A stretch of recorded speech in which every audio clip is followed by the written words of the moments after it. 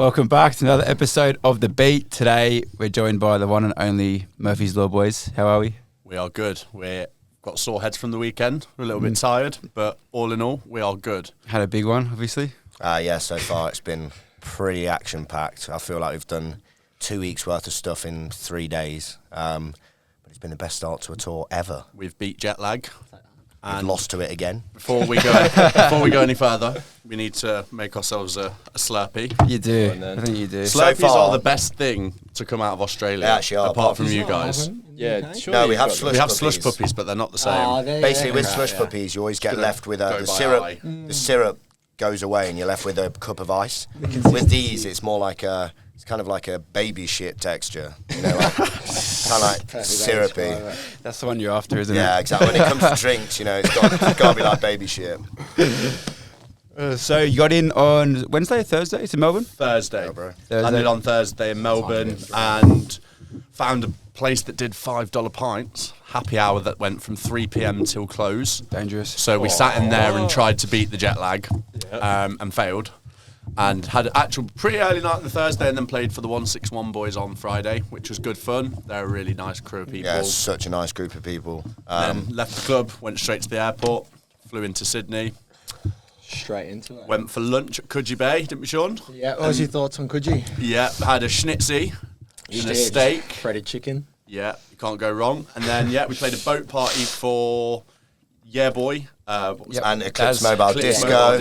That was so really much fun. Yeah. Nice to see some Brits on there as well. That was pretty crazy as well. Just like one of the main things we wanted to do in Sydney was obviously see the Opera House. And then we're on this boat and it's literally like the sun's kind of coming down and we're literally going right past the Opera House, playing tunes, got a flipping CO2 gun in our hands, shooting it on the drops. And I just thought, yeah, this is pretty average. You went under the Harbour Bridge, eh? I'm not sure. By that point, I probably wasn't looking anyway. I looked at the Opera House and I thought, I've done my sightseeing. Let's get tasty. So. Yeah, then played for you boys at Switch, which was a class show, by the way. That was so good. So fun. Finished with a back-to-back with Luke Dean. Yeah, really good fun, that show. It was good fun, actually. Production was class as well, man. That whole Halo system was wicked. Thank you. Yeah, that's something we just wanted to make the party a bit more unique. So just went with that vibe. Yeah, it was a good turnout for you guys on Saturday for sure. That was my favourite Switch. Like, it was really your ass. That was genuinely my favourite. Yeah, Switch. we had hear you say that on a different podcast after this. We know we're going to be watching like a hawk now. I would never say that. Cracking party and then off to the afters. Yeah, that was probably the best after party we have ever played. I would actually go as far as honestly saying that was the best experience of my whole life. I swear to God. Holy shit. Big up Ryan. It was like Project X. But it would sound like a lie, but it's like Project X, but better. So you get to this house, there's a team of security on the door. Obviously, it's like a fucking crazy mansion. And when you arrive, you go down 4 flights of stairs, and there's just all these different doors. And you get to the bottom, and it's just like flashing red lights and smoke. There's a Mercedes car with like skeletons inside the car, like he's kitted metal the whole Harris fencing in all the corridors with like big skeletons behind it and smoke machines and flashing lights. And this is just in the corridors going in. And then when you get to the main room where we were playing, it's like it's a full-on nightclub in their house. It looks like a club room. Yeah. It's got like a light-up dance floor, a better sound system than most clubs. Lasers, lighting technician. It had a cocktail bar, but it was like no one had to pay for a thing. It was just like you could go order what you want. They would make cocktails for you. And there was just plenty of other stuff in abundance. It was just great. I mean, like vibes and stuff. It's fit to be a James Bond villain. He asked that one. Yeah, 100%. But Ryan playing pool with the guy who owns the house, playing pool by himself at the end of the night in just a cowboy hat and his boxers. And he was, by this point, he was so twisted that like he kept missing the ball, stuffing the felt on the table. Yeah, we were just watching like this is just out of this world. But the actual set of that party as well was so much fun. We were back to back with Luke, and the crowd were mental. And there was like behind it was so sweaty. Like there's a photo. I'll send you the photo and you can like put it up on the podcast. Yeah. But literally, it's us and Caleb afterwards. And everyone's, like, Caleb's wearing this all-in-one suit and his sweat patch goes down from his neck to, like, his hips. And it's just, everyone is caked. But, yeah, it was so fun. Like, the vibe in there was just very rowdy. Did you suss out at the back of the house? I didn't Jake either. did. He dug up half his garden and put gravestones in it. Yeah, it's fucking. Because he can. I forgot it was Halloween, so when Jake was telling me he's made a graveyard in his house, I was like, what? Like, why? And then obviously he was like, yeah, like, the decor was sick. And I was like, oh, fuck, yeah, it's Halloween. Yeah, at the back they've got like the infinity pool happening with you got literally the harbour right behind it. Just mental. Crazy house. That will take some beating. We were saying that we're glad that we didn't go to that house at 18 years old because you'd never have been able to go to a house party again. Yeah, you would have peaked at 18. Might not be able to go back to one. No. I mean, we're going to wait until we go back to Ryan's. I think. Our plan is, I was saying to Sean that we're going to basically just time our next tour around his party. Let's get the priorities right for this one. Public holiday one, I think. Yeah. What time did you leave there at? 8:30 in the morning, I think. Might have been a little bit earlier than that, actually. Yeah, it's about 7:30 or 8. Everyone had left, and as we were leaving, he was just like, oh, stay with us lot. Like, we're just going to chill down here. And then every time we'd go to leave, we'd be like, we could just do 20 minutes more. It gets hard to leave. Yeah, that's it. And then when we got back to our hotel, I'm in my room, he's in his. Finally, literally hit the pillow, and then Sonny's text me like, "Do you want to go and watch the UFC with Sean and Bailey?" And I was just like, "No, I'm gonna definitely have to." I was messaging Sean like logistics, trying to sort it out. And I was like, "How far is it?" And I was hoping it was going to be like 10 minutes. I thought if it's anything less than 15 minutes, I'll just get dressed again and jump in an Uber. Yeah, you know what? I was going to say, considering the state I don't mean like a drunk state, considering how tired I was before. Yeah, I didn't think you were going to make it, to be honest. Yeah, you were knackered, eh? Before. Yeah, like we got back to our hotel before the Switch show, and me and Jake both had a cold shower and looked at each other and were like, I honestly don't think we can make this. And then we played that. I made, shout out to Bailey, got me a double espresso in the green room. I don't know how he whipped one up in a nightclub. But Yeah, Mickey brought it in. and it was good really? quality. It was a nice coffee. Take that. It was no shitty filter coffee. Wouldn't do that to you.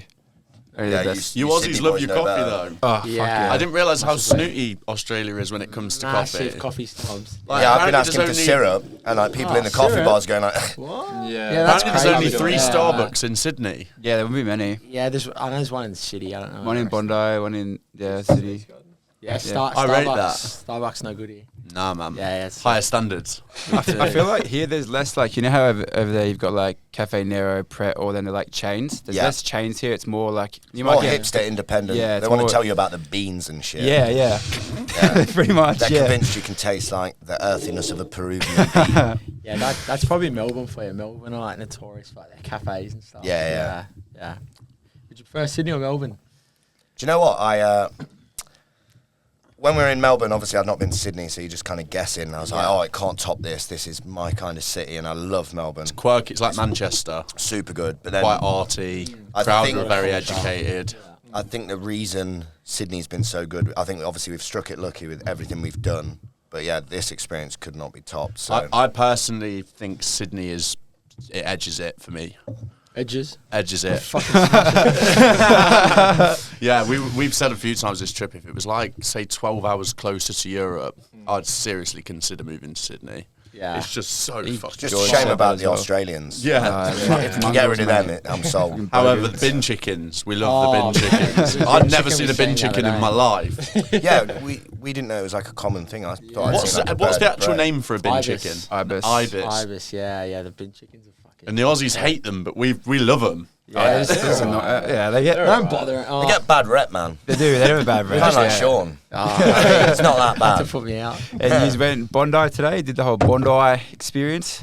Yeah, the weather wasn't great though. I must admit. I mean, I'm kind of grateful in the sense that we got such good weather over the weekend, so we can't complain too much. The weather for the boat was Oh, fucking. Weather for the boat, and perfect. even yesterday when we all met up for pints, Yeah. like just sitting out Down in the the sun, line, it's yeah. just like you can't really beat it. But today, yeah, Bondi was windy and quite cold. Were you saying that you guys have never played a boat party with good weather? Mate, we've done never. about 4 or 5 of You them. got lucky. Every time it's been raining. Like That's such every bad luck. fucking time. A boat yeah. party in the rain as well is so miserable. It's shit. On that open top boat. Well, that's the thing. We They went to didn't play even on the open open top, and then because it was raining, got moved down to like the bottom deck, and it was just. That's fucking- also just such a like if you're on Yeah. a boat in the sun with a good view, Oh. going down into that second floor, no matter how good the DJ is, no one's there. Yeah, 100%. I think if you're a tourist coming out, especially if you haven't been in Australia, playing on top, going through Sydney Harbour is just Unrivaled. That's as good as it gets. Yeah, like even when we go on the harbour, we're still like, holy fuck, like this place. I think the thing is as well, we've played like a few boat parties in Europe, but normally like boat parties, it's kind of like festivals will do a boat party too, and it's like probably fits 100 people max, and they're always these shitty little boats. The sound system's underwhelming, and it's still really fun. Like the one in Malta we did was quality. But this one, it was like 3-deck boat. There must have been 500 or 600 people on it. A full sound system. I think they had 3 different rooms on it. Like the boat's kitted out really well. Sydney's prime for like the boat party, I guess, culture. Like whether even if it's just not like dance music specifically, there's always boat parties going on, like a million different ones every weekend. That is so cool.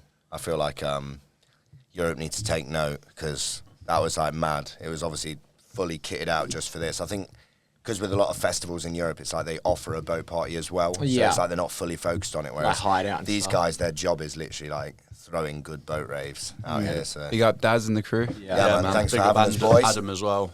Yeah, that was solid.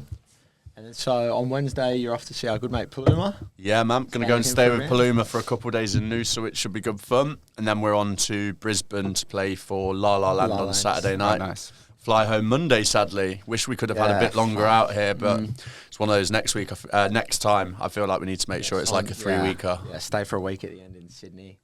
Or maybe start the tour in Sydney but fly out like 5-6 days early. I think it would be cool to do it at the end because it's like now we know how much fun's to be had here. You don't want to like peak at the start of your trip. Yeah, you kind of want to build up to it. You want that to be your best. Yeah, there's so many other places where like there's Perth, which you'd probably really enjoy. Gold Coast, if you've seen that, but actually Gold Coast isn't. Gold Coast would be a bit of fun, but it's not. I want to go see the cast of Byron Bays. Byron Bay, This guy watched like every episode of Byron Bays and like.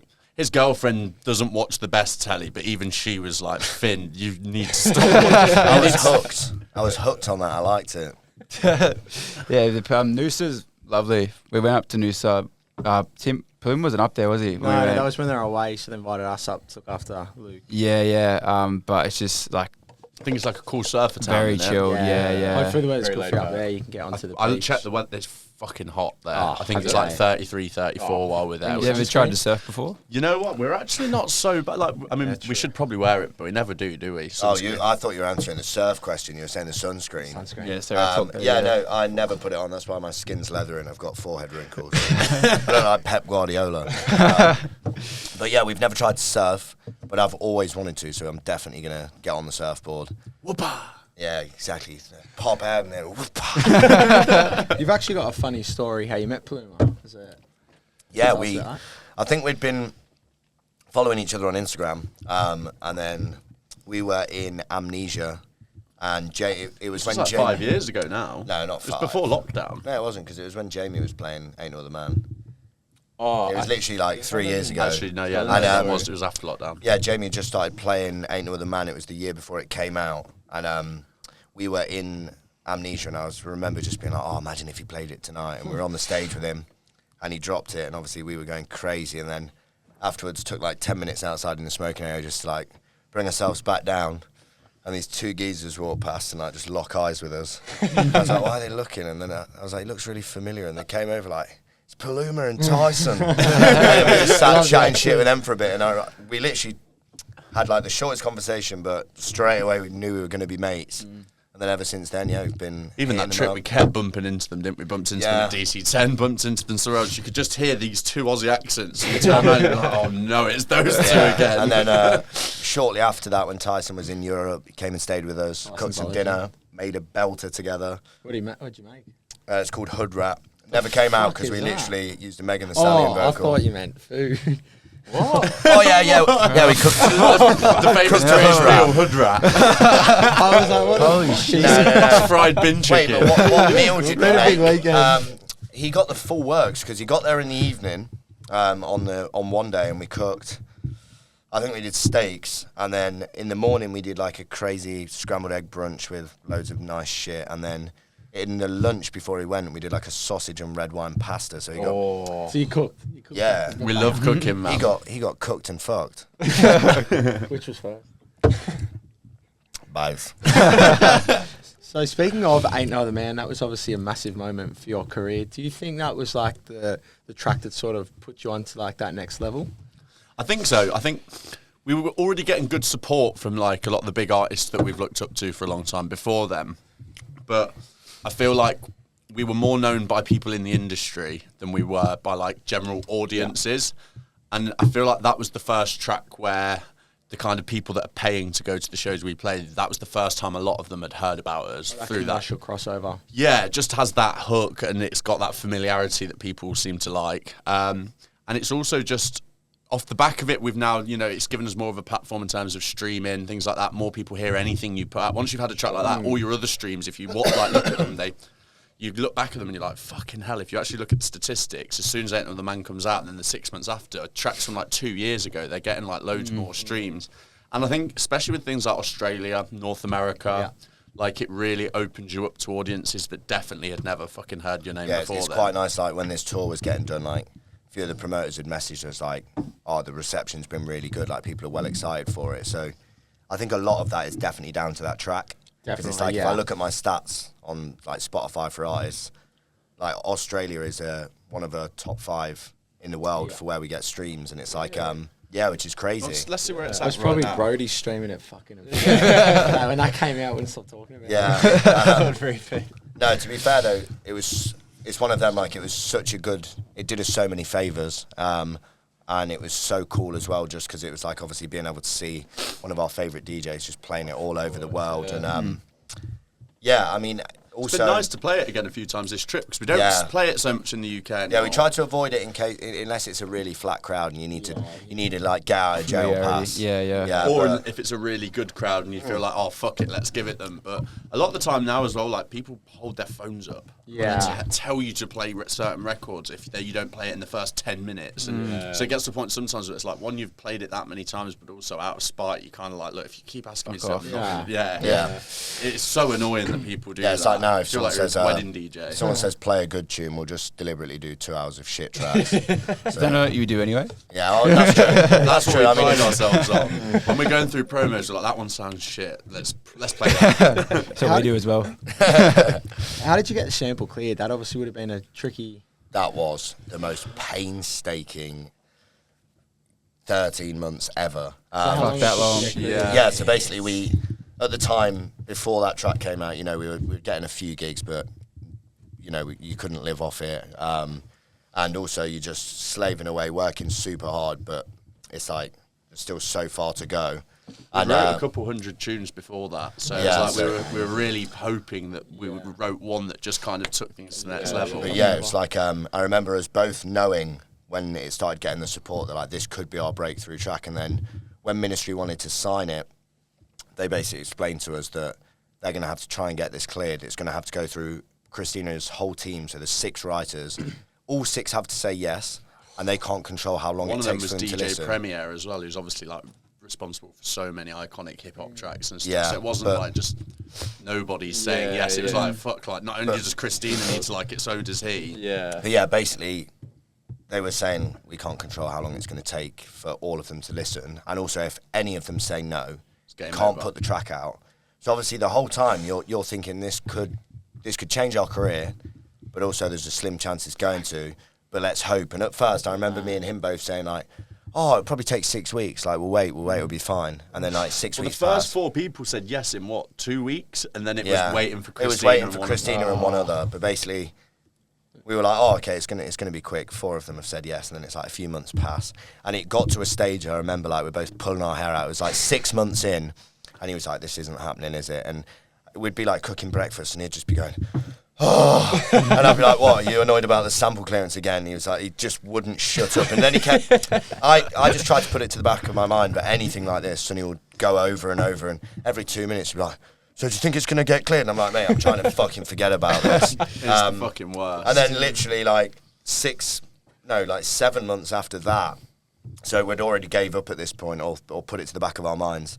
7 months after, we'd woke up in the morning after a show, and we're sat in a Mackey's car park, and obviously we were feeling awful both there, just like dying at the wheel. And Sonny just gets a message, and he's like, oh shit, Christina's heard it. Yeah, she likes it. It's happening. And then the drive home, he's just like, fuck. It was so funny as well, because like, I'd stressed it for so long, and then I said to him, I was like, you know what will happen, bro? We'll be fucking hungover somewhere, and then we'll get the news. And it literally happened like that. But it was one of them as well, like, when you've had a track like that that's been played a lot, and it's had a lot of support, and loads of people want it, like, it gone quite viral on TikTok and stuff. The problem is, at that point, if it doesn't happen, you can't just really chuck it on Bandcamp, because so many people know about it that their team, if they say no, you know they're waiting for you to try and just fucking put it out on the slide. Bandcamp, though? Like, I imagine it wouldn't be as simple as just messaging Christina Aguilera's management. No, like, it's not. It literally like Ministry. So this is actually so funny. So the big up Andrew, by the way. So Andrew, I don't know if he still works for Ministry now, but he was the guy who kind of single-handedly, like, he made it his mission to get this sample cleared. And when we went to Ministry once the whole thing was sorted, we like celebration drinks at the Ministry offices in London, which is so cool. They were like, "Oh, we'll go and introduce you to Andrew, like the guy who basically got this sorted for you." Yeah. And we went to meet him, and he was just like, "Where are you guys from anyway?" And we were like, "No, sorry, that's not what happened." When we got there, he said, "I've been battling so hard for this," and we were like, "Mate, thanks so much." Like, why? And he was like, "Because one of them was like, yeah, they're Leicester boys," and he was like, "And I'm from Leicester," and then I asked, and he was like, literally, I was like, they're from my hometown, like, we need to make this happen for them. And then we went, "Whereabouts in Leicester are you from?" And he said, "Blaby," which is the village that we're from. And we went, "No fucking." There's about 2,000 people in the whole. We went, "We're from Blaby." My mum just looked at him and she went, "Are your parents Mr. and Mrs. Stone?" No way. And she went, "They've been customers of mine for years. I could tell looking at your face." And we were just like, "This is so Stars weird." align. Yeah, but literally, like, a year later, like, I was on a run in Blaby, and he was with his family on a walk, and I remember just running past, and we're like, "Hey!" Crazy. That's got to be fate, that. Yeah, mate. I mean, it's just one of those things. Like, you kind of look back at it now, and like the fact we're sat here in Sydney doing a podcast with you guys, and it's like, if that track hadn't have happened, things might have gone so different. We'd probably be in Hereford doing a Heroin. Doing heroin. No, probably be in Hereford at a 50th birthday party.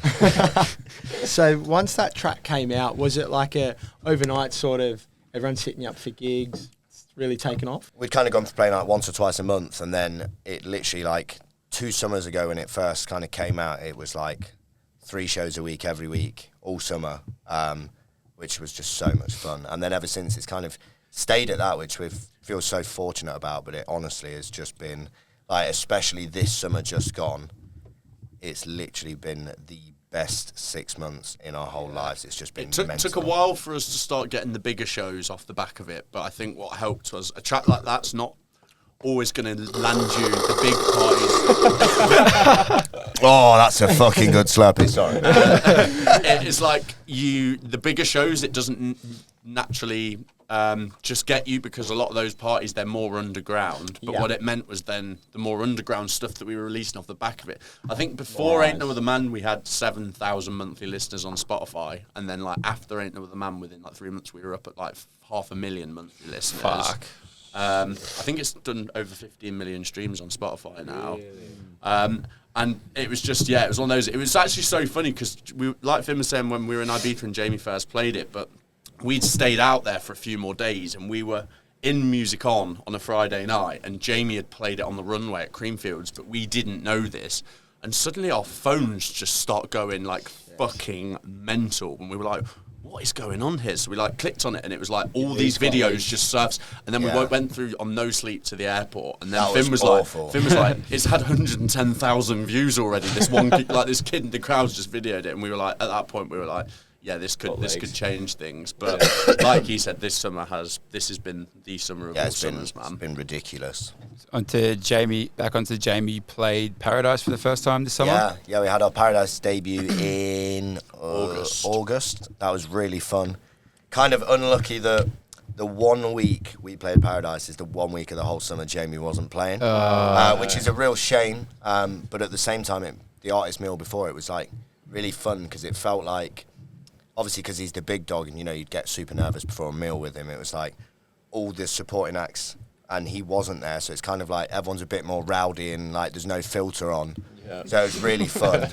You have a filter? I don't. We have to try really hard, but we were with, I mean, obviously, and I think that we got the Paradise booking after the Hot Creations release that we had every day, all day. And then we were with Jamie again a few weeks ago. We just went to one of the Paradise shows because we were playing at Eden the night before. And we were like, oh, it's such a shame making our debut and you weren't there. And he was like, yeah, but, you know, I've got your warehouse projects in a few, that's next weekend. And he was just like, and I'll be there then. And he was like, how long is it till then? And we were like, I think about 6 weeks. And he was like, we should all be recovered by then, right? And we were like, yeah, too right. But yeah, he's super nice. He's such man. a geezer, man, honestly. Such a nice guy. Yeah, I feel like he's probably the most respected of all the big artists. I feel like it's just, a lot of it is down to kind of how many people's careers he's supported, and it's like, obviously he's got Hot Creations, he's got Hot Tracks, Paradise Records, Paradise Party. It's like there's so much that he can do to bring people through. Whereas obviously a lot of the bigger acts, it's like they've not yet got that platform apart from their own careers to kind of bring the others up. Yeah. So he's probably made like hundreds of careers. And the way he is as well, like the way he conducts himself, like when you're like an up-and-coming artist and you're looking at Jamie, it's like you learn a lot from him, not just musically. Like he's a machine DJing, but also just the way he is, and like all the acts that he books, like he always finds time to speak with all of them. And like once you're in the fold with those guys, like they really make you feel like family, not just on the nights where you're playing, but if you turn up at a party where you're not on the lineup, but you're just there as just a fucking someone going to have a good time. They always look after you. Yeah, they're a cool Did crew. you guys manage to get out to a Paradise this summer? Yeah. That and Music On were probably my two favourites. Yeah, who was on our lineup? Rossi, Coulter, Max Dean, Sydney Charles was. Their lineups are always hefty. For me, I don't know about Finn, but for me this summer that was the best party on there. I'm not being biased just because we made our debut there this summer, but I think for me, like, even on the weeks where we weren't playing, just every week it was just banging. Yeah, I mean, the crowds are really good, and Amnesia is. I feel like Amnesia had so many good like parties this summer, like Metamorfosi as well. Another like, one. The vibes this summer were crazy, and the lineups were so good, and the crowds just wicked. It's weird. Amnesia kind of feels like it's not changed that much from its core like beliefs when it started. Not been taken over by TikTok. Yeah, which is super nice. Metamorfosi is the same. That's fun because you're playing to like a crowd of rowdy, mainly Italians, and like that because it's our second year playing for them. And we've known Joseph a while now. Like Joseph is definitely out of like the kind of like what you call the big dogs. Like he's definitely the first and like main guy that's really supported us. But also it's nice playing for Metamorfosi now because we know the whole team really well, and like we feel like confident around Joseph to be able to be ourselves and have a like this summer at the artist meal. I was teaching him trying to teach Joseph how to make a dolphin noise, and then do you dolphin noise? Can you teach us? Oh, that caught me. That caught me out. Do that one more time. And then Finn threw our tour manager under the bus. Yeah, I absolutely threw our tour manager under the bus. So he's my best mate, Jake. We've grown up together. He's actually in the background, but you're not going to see him. Shout out, Jake. Shout out, Jake. But basically, when we were growing up, he went on holiday with his dad to Sharm el Sheikh in Egypt. And he came back and he was like, I learned this crazy thing at dinner. Like the waiter taught me how to make a chicken carcass out of a handkerchief. So he like rolls it and folds it and holds it up, and it literally is an identical chicken carcass. And we're sat at this meal in this fancy Italian restaurant, and it's like Capriati, Dennis Cruz, Dubfire, Toman, Ben Sterling, all around this table, and like 30 other people. It's like a big crew. And we're all sat there having a laugh, and I was like, oh yeah, Jake can actually make a chicken carcass out of the handkerchief. Do you want to see? And obviously, it's all these people. You're like, I know it's only a chicken carcass, but he's like, I don't want to fuck this up. Anyway, so he starts trying to Hands fold are shaking. Yeah, he's literally like this, trying to fucking do it. No, okay, one sec. Still head, he was like this. And I wanted to just be like, it's all right, mate. It's just a chicken. But anyway, he's trying to do it. And this Italian restaurant, they don't have a normal, like a shape of a normal napkin or handkerchief. These had a weird Italian ratio. It was more of a square than a normal kind of dinner handkerchief. So he's trying to do it, and it's not playing ball, and he manages to get it up, and it was still pretty good. Capriati and Dennis Cruz. Capriati had his head in his hands, laughing. They were dying. Dennis was dying. Sometimes those things, though, they're fun at artist meals because everyone's so serious, and sometimes it just takes someone to be a bit stupid and just it was good fun. Did you play any other parties on the island as well? We did 9 in total this summer. So we did, see how many we remember, but we did Space. Kaluki. Oh, so we started the summer at Space. We did the second party of the summer for them, and it was us, Max Dean, Luke Dean, Sydney Charles, and Waff. Fucking hell. That was so rowdy. All of us minus Sydney in one villa together as well. Yeah, that was like one of our favourite. Oh my God! Sydney had the cleaners were not very happy when when we were checking out. I think we still have an outstanding bill from that villa. We'd come straight through from Amnesia and got back thinking we just about had time to clean up a little bit, and they were already there. And we were obviously on no sleep. Yeah, and we literally we panicked because it was a shithole. And it was mainly not our doing, but it was there, and we were the last 2 there. And we kind of scurried out the house as the cleaners were there, and then Sonny gets halfway up the road and he's like, fuck, I've left my glasses. So he has to crawl back in and get them and go. But yeah, we played for Space, we played for Kaluki, we played for Abode, we played for Radio 1, we played for Metamorfosi, we played for Paradise. We did Elevating Through the Roof, these Scottish geezers. One of them, Ross, is our good friend anyway. They're a funny crew. Yeah, it's been really fun. It's been so nice to be out on the island that much. We were ready to see the back of it for 7 months. You say that, I was definitely, but I thought I was ready I thought I was ready for this break, and now I feel like shit just went back. Where was that after party? The villa with the video. That was the villa. Oh, that was the that looked fucking so we'd finished this set and we were just like, right, everyone back to ours. And at one point, how many people do you reckon were there? I don't know. I don't want to over egg it, but I would say there was at least probably 100, 150, but proper decks and sound system in this villa, and it was so rowdy. It kind of finished at about 8 in the evening, the following night, and we were just at that point we wanted to go to Amnesia opening because what was the lineup for that? It was good. It was like Marty, Green Velvet, Capriati, Dennis Cruz. Heavy crew. Yeah, and we were like, do we have Finn was like, I think we should have a few hours nap. And I just said, bro, after what we've just been through, if we nap, we will not make it. So we were like, right, fuck it, let's go straight to High. We'll use High as pre-drinks to get going again. Went to High, saw Ariel Free and a load of friends there as they were playing the opening of High. And then rolled into Amnesia, and then before you know it, it's like midday Sunday, and it's like, shit, we've not slept in 2 days, and now I've got cleaners swearing at me in Spanish. It is tough, though, sometimes you'll be on your way out to a night, and you've not slept properly, and your chest is tight. He is a different breed. He's, even this whole trip, me and Jake have been, falling asleep in taxis and, saying to each other, I can't do this, and he's just there, yeah, I just want a pint, I'm fine. It always happens, yeah. Sometimes I just need the big brother flipping team talk. It'll always be like, you're going to be fine, just get in there, you'll be absolutely fine. And I'm there like, I just can't breathe properly right now. Yeah, we're just different breeds. Do you still get the same buzz every time going to Ibiza? It's such a special place. It's an unreal place. I think now it's not like a sort of superficial thing, but you get the buzz more for the bigger parties. Yeah. And it's not that you don't enjoy the other ones as much, but I think it's once you've done them a few times, it's not the same as making your Paradise debut or playing for Metamorfosi. But we love all of them, and for instance, Eden is one of those clubs. I always say Eden, if it wasn't in San Antonio and it wasn't in Ibiza, people would talk about it as one of the best. The sound system is insane, and because we've played Eden a lot of times, we even know the bar staff in the green room now and stuff, so it feels like family. But also just the layout, it's a sick club. The booth is at ground level. Everyone can interact. It doesn't feel too big. It's like a super club feel. No, and it's but the sound system's wicked. The lights are wicked.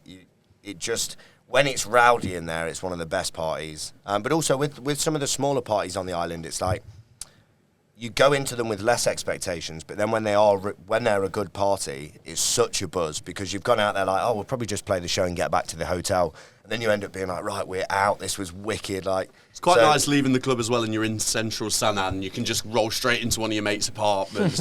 Whereas, like, you know what it's like at Amnesia at the end of the night. Like, it's just that taxi home is tough. You lose a lot of energy even in that 15, 20 minutes. Like, you know what it's like when you're on no sleep in your party, and you just got, it's like momentum. You got to just keep going. Yeah. The worst was us leaving Destino, the taxi situation over there. Right. So my God. We went for music on, and then we'll leave 20 minutes early. Beat the rush, get a taxi. Oh, so smart. The line was fucking down the road, so there's only 2 taxis. To be fair, we had a good game plan. We'll walk for a few minutes to the nearest hotel and then just ordered one from there and got Did you one. do that? Yeah. Because when we left... Bro, we walked for like half an hour. Yeah, we maybe. Yeah, that's still good, though. Yeah. Like, we left music on one night, and I remember thinking the same thing, but not... I wasn't clever enough to think the hotel. I was kind of pickled. Oh, no. And I just thought we'll just walk up past the queue a bit, and I'll just stop a taxi, which obviously they're not going to do. And then I was like, I'll just ring a taxi. And then I was like... Where? I don't know why I thought this, because I could have just said we're up the road from Pasha, but I was like, where are we? I don't know. I'm on my phone trying to work it out, and then I was just walking up to random Spanish people going, excuse me, where are we? And they're like, you're in Ibiza. And I'm like, I know, like, where are we? It was getting dangerously close to our flight as well, wasn't it? At this point where we were like, do we just fuck this off? Stressful, that taxi situation. Very It's stressful. a nightmare. It lingers in your mind for the last half an hour of the party. You're just like, and you want to be just, that's the best bit of the night. You want to be able to enjoy it. And especially now as well, like, I don't know what you guys think over here, but crowds these days, they don't have the stamina that they used to. Like, people are calling it a few hours before the end of the night. So from 3-4 hours before the end of the party, sometimes the taxi queues are already bad. Whereas before, I feel like when we first started going raving, you just accept the end of the night getting the taxi was going to be a nightmare, but everyone was in there till the last song, and then I it do was like think a though free-for-all. in Ibiza the stamina is, or not as much stamina, but people still stay till very late. It's almost like it needs to go on longer. Like back when we first started going in like 2016, like Marco would play on till 11 in the morning, and it was like you'd still think it was going to finish at 6, and he'd keep bringing the levels down every half an hour. It'd be like, oh fuck, that's it, and then he'd just bring them back up and carry on. Yeah, but like now, obviously the parties finish at 6, or like 6:30 occasionally, or 7 latest. But it's like you've still got so much in the tank. Someone was saying Corolla, whenever he goes overtime, he just pays the fine. Yeah. I mean, it's weird, right? So there are so many things and rumours, and that's, I think that one is true. Yeah. But it's just there's so much stuff, and no one can get it confirmed or denied. So it's like everyone's just like, yeah, I think that's probably true. But I do think that one is true. I do think every hour he played over, there was a fine. But again, I only know it's because got a lot everyone of fucking stricter says though. it. Like Finn said, when we used to go and watch Marco at Amnesia when Musicon was out on a Friday, gets to like 11:30 in the morning, like the sun would be shining through the roof. Marco would just be pumping it out. I mean, like now he plays a lot more accessible from earlier on in the night, but when you used to go and see him, first 4 or 5 hours you wouldn't hear a single track with even a vocal in it, and then suddenly once the sun came through, that was like Marco's cue to like go, and then everyone would finish at Musicon at midday, and then they'd just go out and sit down in the car park and carry on the party. Yeah, it was like his tailgate. It was lawless, man. But now, yeah, I think the licenses are a bit stricter, and that's why I do believe that he probably just plays on and takes the fines. Yeah, what a guy. Speaking of Lawless, you guys launched your label. Yeah. How's that been? Tell us about it. What's coming up? Yeah, so at the moment we kind of just announced it's coming, but it's been a really good reception. We've wanted to do it for so long. We've had the name for years. We've just never thought it was the right time, and now we feel like it definitely is. And it's just been so exciting, like being able to finally go out and contact all our friends whose music we love and start curating the first VA, which we're going to drop in January. Some of the tracks on it are just so cool. Weapons. Like, yeah, it's been really nice, and like.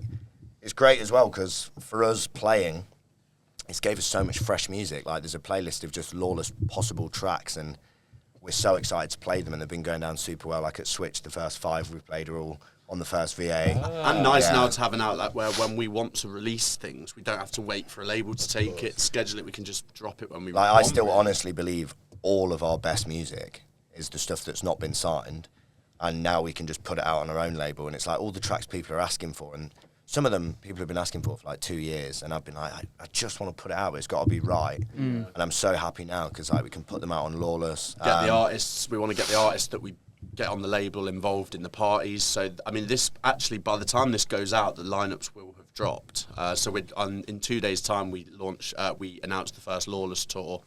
Yeah, so we can actually talk about it. End of Feb, start of March. So we're starting with 4 cities. Leicester, so we're doing London, Liverpool, Manchester. So Leicester, we've got us and Luke Dean, and then Sam Crone and Harry Unsworth on support. 2 really sick producers that we rate, and I feel like it's only a matter of time before a lot more people catch on to them, because they're making wicked music, and a lot of the big guys in the industry have already started really hammering their stuff. And I feel like it's only a matter of time till it crosses over and the crowds start noticing how good it is. And then we've got London, which is us, Route 94 and Elodie at Night Tales. Liverpool, us, Aussie Govern, and then we've got 2 local lads on support, Maxi and Jack Dixon. They're 2 lads. We were playing in Southport, which is like half an hour from Liverpool. And these 2 guys are warming up for us. And we were both just looking at each other like, these are fucking sick. Like, the music was wicked. And I remember at the time I was like, oh, let's get your numbers. Like, I might have something for you in the future. And I think obviously always people say that, so they're probably like, yeah, sure. And then when we were curating the tour, I was just like, we should definitely get them on this show. So they were buzzing about it. And then Manchester, the Loft, the last one of the tour, which is us. And have you guys heard of Rishi? No. So she's a female DJ from the UK. She plays for Fuse, a lot of the big parties. She's an unbelievable DJ, plays a lot of vinyl, but she can play everything from house, tech house, garage, speed garage. And the Loft is sick, like a really rowdy Manchester venue. It kind of feels like what Raven was like 10 years ago. It's like I think it's only like 300 cap. What's it called? The Loft? The Loft. It's super. It's really wicked. hard to get parties there. They're quite selective about what they have, so big up our agent Jason for managing to get that one over the line. And when we got the Loft through, like confirmed, we were just like, Rishi will be perfect. And then we've also got L Jordan warming up for that one, who's like a UK-based producer. Been playing his music for a long time, just signed something to the first VA for Lawless. So on the first tour, I think we've got 4 artists that we've signed on the tour. Oh, nice. And we're just trying to make sure one of our things with this party is like, this is not a bad thing at all. I'm not like complaining about it, but a lot of these big parties, obviously there's so many artists on the label that not all of them are going to get a shot at the party. So a lot of these smaller acts, which is understandable, you know, they can't just sign something and then get put in amnesia straight away. But because we've got less music signed, and also, I don't know, I just feel like with us, it's like we can actually focus on putting a lot of these we can put a lot of these up-and-comers on the shows and kind of showcase them to the crowds who are coming. Yeah, whereas I suppose with like a Paradise or something like that, because there's so many big DJs that play for them too, there's so many slots already taken. Yeah. Whereas with and us, also they've got amnesia to fill. Exactly. Whereas we're playing smaller venues, we don't have the budget to go and book 10 superstars. Yeah. But I guess like every cloud has a silver lining for us. It's nice to be able to actually really put into practice, like, look, if we sign your music, there's a good chance we're going to be able to get you on a party. But yeah, we've not actually opened the demos for the label yet. We've just been hitting up like the family and producers who we've been kind of wanting to get on board. And then I think probably January, February we'll open up demos. But all really exciting, just buzzing to be able to do it. Yeah. Are you able to share who you've got on the label? Yeah, well, 2 weeks, 2 or 3 weeks to go well, out from that's here. for the tour. That's for the tour, but the VA we won't be pushing for a little while. So I'll give you a clue about one of them. He's got 2 eyes and hair. Hair? Yeah. Oh, so it's not Sven Vath. It's really cool though. Like, you know, it's got some producers on there that are more well known, and they're people that, you know, maybe normally wouldn't be able to get on a VA at the start of launching a label, but because we've got good relationships with them and we've played their music, so we've got some names on there that people will definitely know. But then also some up and coming guys that we've played their music for a while, but maybe not everyone's heard of them. And it's such a nice range of stuff. I mean, as you guys probably know, we make such a range of stuff ourselves. We've never really felt like with our label we have to have one sound as such. So, you know, we've got like some really cool housey stuff. One guy we've signed, he's a guy from France, like a super talented musician, plays like saxophone, guitar, and then we've got like everything ranging from that all the way through to like some pretty heavy speed garage. And it's kind of like signing stuff that's going to work for us in our sets at different moments in the night, which is nice. It was quite nice. Like, obviously, in Sydney, we had the 3 parties. So we had a boat party where the sun's out. Then we had a club party. Then we had an afters. And throughout them 3 sets, we're picking different Lawless tracks that work in them. And it's like completely different vibes, but all of them work in a different scenario that we play in. So the motto of the label is obviously Lawless. There's no rules. If we like the music, we'll sign it. So we don't want people to have to like try and make our sound. It's like if it's good and we like it, it's got a chance. From a DJ perspective, was it a conscious decision to have such a wide variety in terms of style of what you play? I think at first probably not. I think we've always been into a lot of music, and I think especially as producers, we've always wanted to make whatever we want on the day. Sometimes if we're trying to make a specific style of music for a bit too long, by the end we're like, I feel like I've done everything I can here for a while. I need to just go and do something else. But yeah, I think it's just as we started playing stuff, isn't it quite natural? Yeah, I think our dad's a musician, so we've always been sort of exposed as kids to such different styles of music. So our dad was living in LA in the 80s. He was signed to Quincy Jones, so like he's played on a record with Stevie Wonder. Really? And so like, you know, we'd be kind of like, one day our dad would be playing as like funk and soul, the next day he'd be playing as reggae music, and you know, then when we started making music ourselves when I was like 13, he was 11, we made Start making music at 13. Yeah, well, we had a studio in the garden, and obviously at first your dad's just like, you can use it if you want. So just, at first, just fucking around. And then we never liked traditional music lessons. He tried to get us into a few different things, and it just didn't hit the spot. And it took our parents divorcing and dad leaving the studio behind, and we were just like, yeah, this is sick. But I mean, yeah, literally. But I think because we've liked so much of a range of music, it's like when it came to even dance music specifically, it's like I've always kind of really looked up to DJs who can deliver different sets at different times. You know, like Darius, Scream, Eats Everything. It's like, Jack. Yeah, 100% R.I.P. Jack. Like Capriati as well. Oh, yeah, Capriati Jamie. especially. It's like, these guys, they can go and play a techno party, but then if you put them in disco, in Pikes or something, and said it's a disco-only set, they would absolutely smash it. And then they can go and play, like, anywhere, and the vibe completely changes, but the music's always great. So it's like, that's always something we've wanted to do. Yeah, we found it's weird because I feel like a lot of these like big DJs, they have that ability to really diversify, and then you kind of get like the tier of artists underneath, and a lot of people really stick to one sound. And there's not a right or wrong way, but I think if you want to stick to one sound, you're probably going to start seeing success a bit quicker if that sound you're making is the in sound. Yeah. But you see so many artists, when the sound shifts, which inevitably it always does, they struggle to adapt. And I feel like we've always kind of seen the guys that we most look up to are the guys that are, like Finn was saying, you know, like you go and watch Scream, and then like he'll do a mix mag where he plays a garage only set, and then he'll go and play back to back with Benga at Glastonbury, and he'll play a dubstep set because that's what he started doing. That was bonkers. Yeah, and you just like bizarre. You see these guys, and you just think like there's a reason these guys stay at the top for as long as they do, and it's because no matter what the industry throws at them, they can react to it, and it doesn't seem like it takes much effort for them to do it. It's just like they know what they're doing.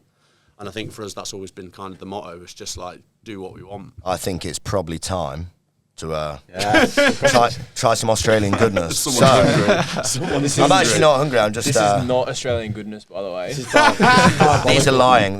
Right. So we're going to start off with these guys' most popular snack. They absolutely love it. It's sold everywhere, and their favourite flavour of Doritos is coffee Doritos.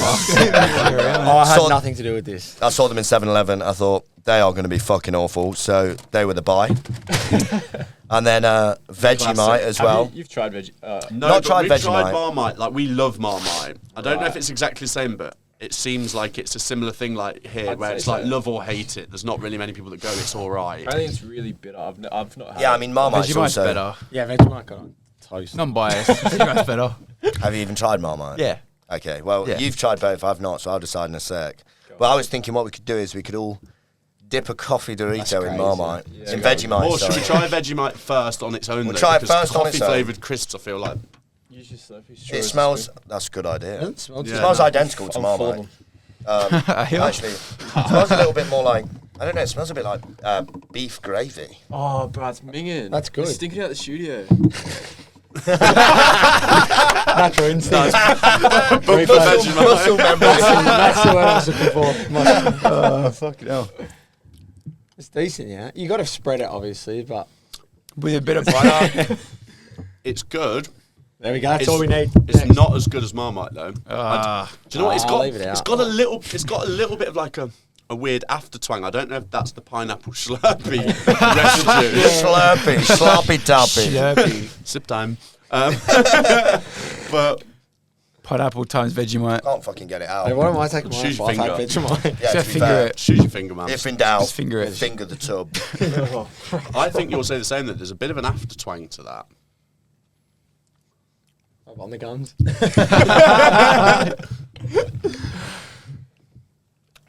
You look like you like it. It's nice. It's really similar to Marmite, but it's like Alright, we stop recording it. it tastes like Marmite mixed with tarmac. Oh, what? No, which is good. I like Behave. tarmac. Yeah, I was gonna say, I didn't know that. I think tarmac. Concrete. What you lay the Like road road. with. Why do you know what bitumen. concrete tastes like? Because I've ate a lot of it as a kid. Don't ask questions you don't I know. think that would be very good on toast, like Marmite. Crumpets. Off your dirty sesh finger, it's probably not the best. I haven't washed them in a couple of days. Exactly. I'm keen to try these. When we had Paige here, we gave her a spoon and she did like a full. Yeah, I got told she did a full-on bigger. Full on, yeah. That's how To you be do fair, it. you know what, that doesn't surprise me. Like, if you said, yeah, Paige Thompson just went for a whole spoon of it, I'd be like, yeah, I believe it. Yeah, Scousers are brave. Like, fair play. Fearless. How have you lot never bought these? Well, why would I've you? never- No, but what I mean is, I feel about like it. if there was coffee flavoured crisps from the UK, I'd buy a packet just to taste. They don't it. smell at all of coffee. They literally smell like lightly salted. Corn chips. Exactly. That's the word I was Suspense is looking killing for. me. Chippies. Chippies. Cheeseburger. Is that the screen? Did you taste the read coffee? that, Yeah, you can taste the coffee, but it works. They're good. Yeah, Oh my that's God. next. It really tastes Yeah, like but they're coffee. banging. They are fucking not bad. They are fire. Who at the meeting table at Doritos headquarters came up with the idea? Let's put up with coffee. I mean, we say this all the time. I actually do genuinely believe sometimes these companies, They're not bad. they sometimes do it, I think, with the controversial Marketing. flavours just because they know people talk about it. Yeah. Very true. They're good. These are really good. Now I think we should all do a coffee Dorito Vegemite combo because that's going to be fire. I know they're going to work. A buzzing. What was the chocolate flavoured milk bread? And they were doing all the Rogue ones for a while. They were like, choose your own flavour. I think it was oak, and they had like all the Rogue ones. Oh yeah. It worked. That works. It's kind of like salty coffee. Fuck, they're really good. Fucking hate Vegemite as well. Really? Yeah. They're top one. I'm glad you It's brought not as them good as the Doritos on their own, but it's pretty good. This is going to be interesting. Have you ever had Vegemite? I love Yeah, Vegemite. like- Because he looks afraid of it. Finn's, since we were kids though, Finn's always had this Holy fuck thing yeah. of like, he likes trying combinations of stuff. So like, at Mackey's, like, dips his chicken nuggets in the McFlurry. Not as regular practice. It's just you need to know. We're not judging you. No, but you know you got to check these things out because you might be onto a winner. Oh, bro, that's fucking awful. That's so bad. I knew you'd like it. I genuinely reckon they're really fucking good. And tipping into the Vegemite Not bad at all. could be onto something. Yeah, Look man. at him. Have they got caffeine in it? There's 3 p.m. slump on the front. Has it got caffeine? Gonna keep you No up for way, days. surely. If it has, that's No, I'm just unbelievable. curious. Surely. Nah. I'm Sure just they curious. would. Were they just saying that to make it for the coffee hub? You know what? Can you read? No, not at the moment. Yeah. Wait, what's that one up there? It says serving all day. Oh, maybe not then. It's got a picture of a minge on it. Oh no, it's coffee beans. Sorry. Yeah, these are really good. So great success. If anyone sees coffee Doritos, get them There we go. bought. Fuck it. So, Go on. back to business. Law on tour. How did that all start? Well, Do you want to tell Someone chuck a lizard on it. right. Even the fumes, Vegemite guy. the fumes are getting to my guy over Not here. a, not a big Vegemite. Let me take a bit of this Slurpee because I need to clear out the palate after that.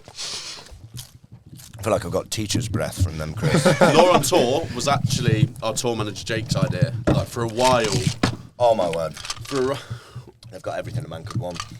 a while he'd been saying like, look, we should definitely do this, and we just felt like there was a bit of a gap in the market in the sense that there are obviously other DJs that vlog, but we've seen quite a lot of them, and a lot of them we kind of think it's just like. We won't talk bad on them. No, but no, there's no names being mentioned. I'm No, just I know, saying, but I mean- sometimes I feel People are like. gonna connect the pieces. No, I just feel like, you know, like Yeah. sometimes like they're not like as rowdy, for instance. Like, we're quite rowdy geezers, and we just kind of thought, you know what, like, I feel like people would probably quite enjoy just seeing us going through airports on no sleep and reviewing foods and we kind of just wanted being to do it, like, idiots. unfiltered, basically, instead of like kind of having to behave for it. We just thought we'd like to show actually what we get up to on a weekend. A lot more people probably resonate with that. A lot more than just standard. Yeah, I mean, it's like it's still early on in the set. You know, like YouTube's, it's a bit of a different thing altogether. Like it takes a little while to. It's like a different world. It's a isn't different it? world altogether. Hard to get used to. But yeah, I think we've done 5 episodes that we've posted so far, and it's like just kind of slowly growing. But it's been so fun, and it's kind of like, you know, we've got Jake with us anyway. And we just thought, like, why don't we just get a camera and Jake can basically do exactly what we do, but just film it and we'll just have a laugh. And it's funny when you watch the episodes because it, like, starts with us sober and normally ends with us doing the outro absolutely cooked. And, like, the next morning we can't even remember doing the outro. Yeah, we watched them back, like, anxiety-ridden, like, what are we about to say? A fair few edits going through those. Yeah, a lot of stuff gets cut out still, but you know, the general gist of it is there. The main meat is still in the episodes. I'm really excited to launch the Australia ones. Oh yeah, we've been filming this whole time. We originally thought, let's do a Law on Tour from the whole trip. And honestly, the amount of funny content and things, it's going to have to be like Melbourne and Sydney, and then we're going to split it in half, do the next one, because there is too much funny stuff that's happened. But yeah, anyone who wants to watch them, get onto YouTube, search Murphy's Law on Tour. And you'll be able to see Murphy's Law MLTV. Yeah, but apparently when you search it though, it's harder to find it that way. Apparently, if you put Murphy's Law on Tour, it's better. And you were saying people are actually approaching you now when you go play shows about the vlogs. So must be doing pretty well. The feedback's been good. Yeah, literally. It's so nice funny though. Like, I fucking love your YouTube, and it's just like, well, that's exactly why we did it. We just wanted people to have a bit of a laugh watching it, and I feel like, especially these days, people buy into characters as much as they do the music. 100%. And it's just a good way to, show the other side to your job that people don't see. You know, like if you go and see a show, or if you go on our Instagram or TikTok, it's all very selected. You select all the bits that you want them to see. You see the club, like. Whereas Law on Tour, it's like, they're the bits that people don't normally see, and that's kind of, like, it's hardly about music, really. Yeah, we might have like a couple of minutes in there of the shows, but it's like 15 minutes of the 20-minute episode are like other random things. But also it's nice because when people do then see you and tell you they've watched the episodes, I feel like, oh, okay, they kind of know what we're about. Like they kind of know you anyway. Weirdly as well, it kind of, when you go to places, it gives you stuff to do. Yeah. Like if you're just, you know, for instance, we were in Edinburgh recently during the Comedy Fringe Festival to play a show there for Easy Street. And normally, like, you know, you might just get to a city, spend quite a lot of time in your hotel, or just go to a pub and just do nothing really. But when you're doing Law on Tour, like we will sit there with Jake and like at the start, and we'll be like, right, what things should we go and do so it gives you kind of a reason to go and explore places. I mean, even like this episode, for example, Jake was like, oh, just for the video, you've got to buy some of that emu and crocodile jerky. Where'd you even get that from? From the tourist shop. No one eats that. I didn't know it was a thing until I saw the video. The alligator jerky was outrageous. God. Obviously, we woke up from, it was the day after the house party we played, so you're already fragile. Like, even looking at a full English would make your stomach kind of turn a bit. And Jake's making us eat them, and honestly, the reaction and the follow-up stuff that happened just... Both of us just spewing up on the side of a road. I was trying to leave it on a knife edge for people to watch. And you could tell which one of us has had pineapple and which one has had grape. Yeah, but it was very funny. So yeah, check that out if you want to see some gross behaviour. So just because we're getting short on time and we do have dinner booked, what's planned for the rest of the year? So for the We'll cut that. We'll cut that. Year's gone by. For the rest of the year, so after Australia, we've got Paradise Warehouse Project, which we're super excited for. Debut as well. Wow. We've been going for 10 years now. We've been always saying like, oh man, I can't wait for the day we play. Pretty special. Yeah, I mean, Sonny was in Manchester at uni. That's where his career started, so that feels super special. We started raving together there, so it feels only right. He used to take a fake ID to come to ours project. I think he was 16 the first time we used took to take it. other things as well. Yeah, and Still then do now. the day after that, we've got a big show in Newcastle, and then the next weekend we fly to America for our first ever 3-week America tour. So we're doing Vegas, LA, San Francisco, Texas, New York, Phoenix, and Denver. Yeah, so really, really excited for that. And that will take us nicely into Christmas. We've got another warehouse project for Kaluki on the 28th of December. A couple more shows.